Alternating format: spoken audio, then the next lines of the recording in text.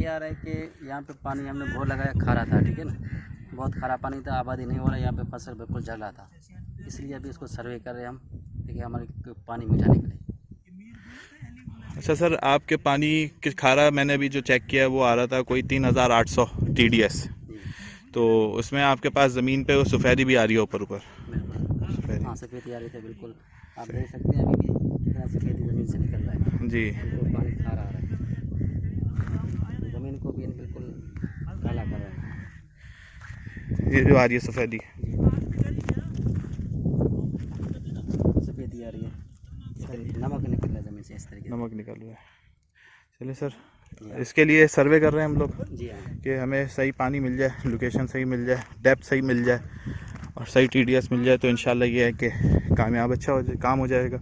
और अगर इसमें हमें ये पता चल जाएगा क्ले है, सैंड है, लाइमस्टोन है, क्या है फॉर्मेशन, तो उस हिसाब से फिर हम इसका सर्वे इनको रिपोर्ट देंगे और फिर ये ड्रिलिंग के ऊपर जाएंगे।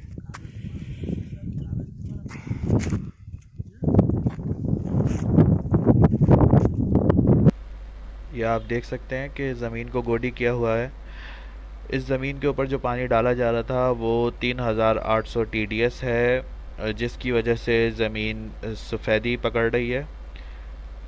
ज़मीन की भी एक हद होती है कि आप उसको कितना पानी देते हैं। वो शुरू की कुछ फसलें तो अच्छी निकाल देगी, लेकिन उसके अंदर जो ये लीचिंग्स होती चली जा रही हैं तो एक वक्त ऐसा आएगा कि वो फसल अच्छी नहीं देगी। और दूसरी बात, जहाँ तक ये इतने TDS की बात है तो इस TDS के अंदर कोई सेंसिटिव फसल नहीं लग पाती। जैसे आप सब्जियां ले लें या चारा ले लें जानवरों का, तो वो इसमें सरवाइव नहीं कर पाता। इसमें आप कोई हाई फसल जो कि हाई TDS बर्दाश्त कर सके वो तो चल जाएगी, या बागात चल सकते हैं। लेकिन जो वैसी फसलें हैं जो कि चारा हो गया या सब्ज़ी हो गई, वो इसमें नहीं उग सकती। सर्वे करने का तरीक़ाकार इसमें ऐसा होता है कि 3 से 4 पॉइंट्स हम लेते हैं ज़मीन के, जिसमें हमें ज़ेर ज़मीन सब मालूम हो जाता है कि कहाँ से कहाँ तक कौन सी फॉर्मेशन चल रही है। आया सैंड है, क्ले है, लाइमस्टोन है, सिल्ट है।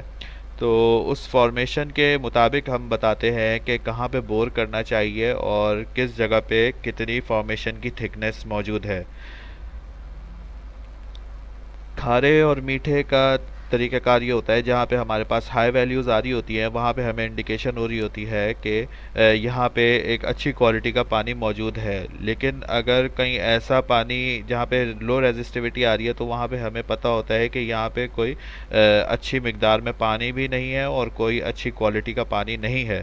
तो उस सूरत में उस जगह को क्लाइंट को रिकमेंड नहीं किया जाता, क्योंकि वहाँ पे अगर बोर होगा तो वो बेकार बोर जाएगा, उसके अंदर कोई फ़ायदा नहीं होगा। अगर पानी आ भी जाता है तो वो अच्छी क्वालिटी का नहीं होगा। इसलिए पहले से सर्वे करना एक बेहतर हिकमत अमली है कि पहले सर्वे कर लिया जाए, ज़मीन के बारे में आपको ऑलरेडी मालूमात हो, उसके बाद एक बड़ा स्टेप लिया जाए बोरिंग का।